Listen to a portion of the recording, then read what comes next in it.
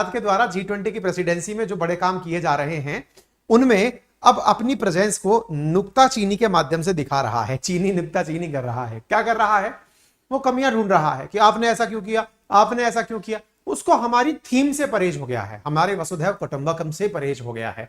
यानी उसे दिक्कत हो गई है कि भारत जो है वो पूरी दुनिया को एक परिवार क्यों मानता है। अरे चीनियों, तुम तो साउथ चीना सी को अपना मानते हो, हम दुनिया को अपना मानते हैं, अपना परिवार मानते हैं। डरो मत, अभी थोड़ा वेट है, पहले पियो के फिर तुम्हारी बारी है। लेकिन फिलहाल के लिए चीन के द्वारा G20 की अध्यक्षता पर जो अड़ंगा लगाया है, इसमें ताजा क्या है आइए मैं आपको बताता हूं। और इसको समझने के लिए आपको थोड़ी सी बातें विस्तार से समझने से पूर्व थोड़ा बेसिक्स पता करने होंगे। G20 आपको मालूम है दुनिया के 20 ताकतवर देशों का समूह है, जिसमें 19 देश है और एक संगठन है। भारत 2023 का इस समय अध्यक्ष है और वो इसको आयोजित करवाएगा, G20 की बैठक को आयोजित करवाएगा, जिसमें सारे राष्ट्र अध्यक्ष, अमेरिका, G7 कंट्रीज के पावरफुल नेशन सब यहां पर आएंगे। उसमें हमने यहां पर अपना वाक्य लिखा है, अगर आपको वो दिखाई दे तो हमने यहां पर अपना थीम वाक्य लिखा है। और वो थीम वाक्य क्या है? वसुधैव कुटुंबकम, ये विश्व पूरा हमारा परिवार है। आप देख सकते हैं ये ऑफिशियल वेबसाइट है जिसमें वसुधैव कुटुंबकम, एक अर्थ, एक परिवार और एक फ्यूचर, ऐसा हमने अपनी वेबसाइट पर भी लिखा हुआ है। G20 के अंदर यह मोटो वाक्य माना गया है, ठीक है ना। अच्छा, इसके साथ साथ आप यहां पर देख सकते हैं कि हम ये मानते हैं कि सारा विश्व एक परिवार है। इसी को ध्यान में रखते हुए हम इस G20 को आयोजित कर रहे हैं। वसुधैव कुटुंबकम की बात कहां से निकल कर आती है? तो अगर इसकी प्राप्त जानकारी को अगर खोजते हुए निकले तो महाउपनिषद के अंदर लिखा है कि अयम निजम परो वेति गणना लघु चेतसाम उदार चरिताना तू वसुधैव कुटुंबकम, यानी कि यह अपना, यह पराया, ऐसा विचार तुच्छ मनुष्यों का है, किंतु उदार चित्त पुरुषों का सारी पृथ्वी ही कुटुंब है। ऐसा हमारे महाउपनिषदों के अंदर लिखा गया है। ऐसा हम संसद की मतलब जो शुरुआती गेट है वहां पर भी लिख करके रखे हुए हैं। हमारे लिए यह वो दर्शाता है भारत का दुनिया के प्रति जो भाव है कि हम पूरी दुनिया को अपना परिवार मानते हैं, हम किसी को पराया नहीं मानते हैं। ये उसका भाव है जो यहां पर दिखता है। अच्छा, इसके बारे में प्राप्त जानकारी जितने भी लिटरेचर्स में है वो यही है कि भारत का पूरी दुनिया को देखने का एक विजन है कि ये पूरा दुनिया हमारा परिवार है। अच्छा, अब हमारे दुनिया के परिवार होने से किसी को आपत्ति है क्या? बिल्कुल है। किसको है? इकोनॉमिक्स टाइम्स ने खबर छापी, चाइना ऑब्जेक्ट्स टू वसुधैव कुटुंबकम मेंशन्ड इन G20 पेपर्स। अब दिमाग में यह आना शुरू हुआ, पेपर्स कौन से आ गए भाई? पेपर्स कौन सा कोई पेपर होता है G20 का? G20 का पेपर मतलब क्या है, अब वो समझिए। देखिए, आपको यह मालूम है कि G20 की जो राष्ट्राध्यक्षों की मीटिंग है वो तो साल के अंत में होगी, लेकिन उससे पहले G20 की कई लेवल की मीटिंग्स हुई हैं। जैसे टूरिज्म विभाग की मीटिंग हुई है, फाइनेंस की मीटिंग हुई है, एनर्जी सेक्टर की मीटिंग हुई है। सभी प्रकार के लोगों को बुलाकर G20 देश आपस में बातचीत कर रहे हैं इंडिया के अंदर, जिनमें से आपने कई बैठकों को कश्मीर में होते हुए सुना, किसी को अरुणाचल में, किसी को बनारस में, किसी को गोवा में। इस प्रकार से आपने बैठकों को, G20 की बैठकों को भारत में अलग अलग जगहों पर होते हुए सुना। राष्ट्राध्यक्षों वाली बैठक सबसे लास्ट वाली बैठक होगी, उससे पहले सारे मंत्री वगैरह मिलकर के बहुत सारी बातचीत कर रहे हैं।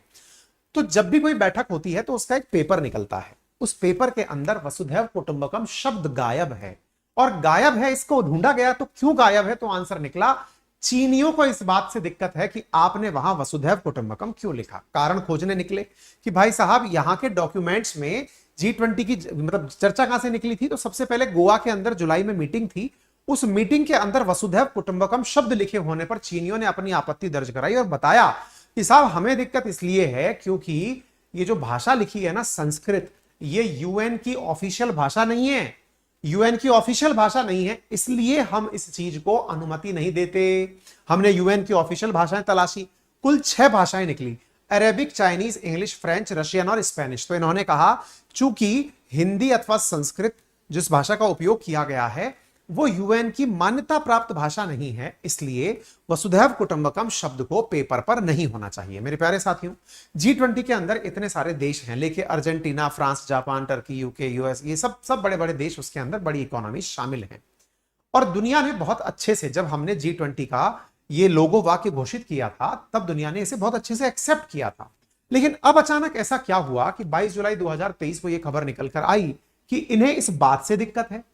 इवन जब डॉक्यूमेंट तलाशे गए, चाहे फाइनेंस मिनिस्टर मीटिंग के हो, एजुकेशनल मिनिस्टर मीटिंग के हो, टूरिज्म, एनवायरमेंट, लेबर, एम्प्लॉयमेंट, सबके तलाशे गए, तो वहां पर जो शब्द वसुधैव कुटुंबकम होना चाहिए था वो मिसिंग पाया गया।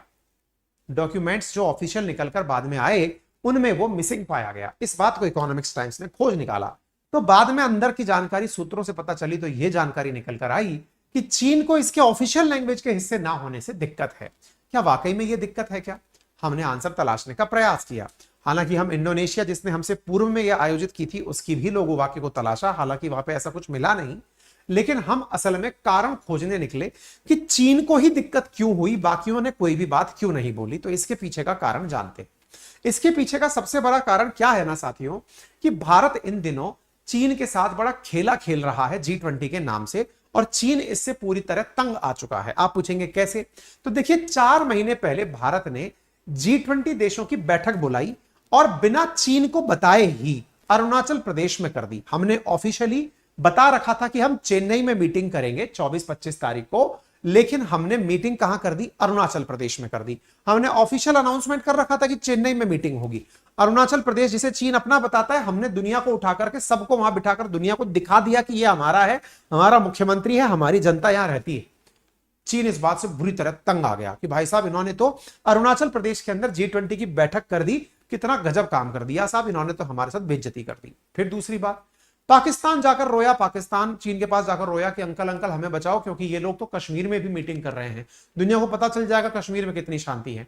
इसने कहा हम कश्मीर नहीं आएंगे अगर आपने किया तो। भारत ने कहा कोई बात नहीं, मत आना। हमने कश्मीर में भी मीटिंग सक्सेसफुली आयोजित करवाकर दिखा दी दुनिया को कि देखो कश्मीर में कितने अच्छे से लोग रहते हैं, कितने हैप्पीली लोग यहां घूमने फिरने आते हैं, एकदम मस्त चल रहा है। कोई बात नहीं साहब, दो तो साहब इसको सीधा सीधा मतलब 2 बार तो इसको स्टंप कर दिया। कोई बात नहीं साहब। इस बात से चीनी थोड़े नाराज हुए। उनके अखबार में छपा कि भारत इस चीज को ये अपॉर्चुनिटी ना बनाए कि भाई भारत चीन के बीच के द्वंद्व को दुनिया देखे, बल्कि इसे कोऑपरेशन बढ़ाने के लिए उपयोग में लिया जाना चाहिए। भारत ने कहा ठीक है, हमारा उद्देश्य भी यह है कि हम पूरी तरह से दुनिया के अंदर growth, prosperity, resilience, global value chain system, MSME, logistic, WTO reform, इन्हीं मुद्दों को ध्यान में रख करके चीजें बढ़ा रहे हैं। अच्छा, जिन्हें अब तक पूरी कहानी के अंदर यह भी नहीं पता चला कि ये G20 क्या है, तो दुनिया की 85% इकोनॉमी को या GDP को मेंटेन करने वाले 20 देशों का समूह है ये, उनकी बैठक है असल में। अब ताजा ताजा ऐसा क्या हुआ जिसके चलते चीन को बिल्कुल ही मिर्ची लगी हुई है?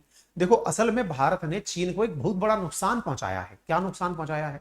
भारत ने असल में चीन से आने वाले लैपटॉप्स पर रोक लगा दी है, कंप्यूटर्स पर रोक लगा दी है, और कहा है कि मेक इन इंडिया के तहत बनाओ। आपको जानकर आश्चर्य होगा, लगभग $20 बिलियन का हम लोग लैपटॉप, कंप्यूटर्स इंपोर्ट करते थे, इलेक्ट्रॉनिक गुड्स इंपोर्ट करते थे चाइना से। अब अचानक भारत सरकार ने इस पर रोक लगा दी कि नहीं साहब, ये नहीं चलेगा। तो असल में हमने इनकी नस दबा दी। पहले तो आपने वैसे सामाजिक बेइज्जती करी, अब इनके साथ में व्यापार में भी धोखा हो गया। इस बात से ये तंग है इन दिनों, ठीक है ना। और साथ में इंडिया ने साफ साफ कह दिया है कि हम अपने जो मिलिट्री ड्रोन्स है ना, उसमें भी चाइनीज सामान नहीं लगने देंगे। इतना ही नहीं, इंडिया ने अपने ही लेवल पर प्रॉपर तरीके से जो एक्टिव फार्मास्यूटिकल इंग्रेडिएंट्स हैं, उनका भी निर्माण भारत में करने का निर्णय ले लिया है। साथ में जो चीन के दुश्मन हैं, उनको हम अपनी तरफ से वेपन दे रहे हैं। वियतनाम को हमने अपनी तरफ से वेपन देने का काम किया है। इससे चीन को यह लग गया है कि भारत न केवल G20 के माध्यम से दुनिया के सामने हमारी परतें खोल रहा है, बल्कि यह हमको सीधा सीधा नुकसान भी पहुंचा रहा है। तो इसको इतना ज्यादा हम वो ना करें, किसी ना किसी प्रकार से हम मुद्दे को तूल दें, जिससे भारत की अध्यक्षता में होने के बावजूद हम वहां ना जा पाएं। इस तरह से चाइना जो है वो हमारे ऊपर नजरें बनाने की कोशिश कर रहा है। इन सब का परिणाम क्या निकला? परिणाम ये निकला कि चीन की अब मेजॉरिटी आबादी ये समझने लगी है कि भारत उनका दुश्मन है, और भारत जो है वो इनके लिए एक चुनौती बन चुका है। ये चीनी लोग भी मानने लगे हैं। हालांकि विदेश मंत्रालय से जब ये जानकारी पूछी गई कि साहब कोई वाकई में ऐसी बात है क्या कि G20 के अंदर जो टैगलाइन लिखी है उस पर आपत्ति है, विदेश मंत्रालय की तरफ से इस बात पर अभी तक कोई रिप्लाई नहीं आया है। हालांकि जो जानकारी है वो ये है कि भारत कोशिश कर रहा है UN के अंदर हिंदी को एज एन ऑफिशियल लैंग्वेज बनवाने की। इसके लिए हमारे प्रयास चल रहे हैं, और इसमें सफलता भी मिली है। सफलता क्या मिली है कि भारत ने प्रयास किया तो यूनेस्को ने हमें परमिट किया कि जो यूनेस्को हेरिटेज साइट हैं उनका डिस्क्रिप्शन हिंदी में भी डाला जाए। ये हमें सहूलियत भी मिली है। संभव है कि दुनिया की लार्जेस्ट पॉपुलेशन रखने वाला देश आने वाले समय में अपनी भाषा को भी UN की ऑफिशियल भाषा बनवाएगा। बाय द वे, हमारी सबसे बड़ी अड़चनों में चीन ही है, जो हमको हर जगह परमानेंट 5 मेंबर्स में से अगर किसी को सिक्योरिटी काउंसिल में हमारे आने से आपत्ति है तो उसका नाम भी चीन ही है, और ये जग जाहिर है। तो चीन हमें देखकर खुश कैसे हो सकता है? लेकिन हाँ, हम अपने तरीकों से उसे परेशान कर रहे हैं, यह हमें बड़ी खुशी देता है। फिलहाल के लिए इतना ही। बाकी आपकी ऐसे विषयों पर क्या राय है जरूर कमेंट बॉक्स में बताएं। चैनल पर नए हैं तो सब्सक्राइब करें, वीडियो को लाइक और शेयर करना बिल्कुल ना भूलें। जरूरी जानकारी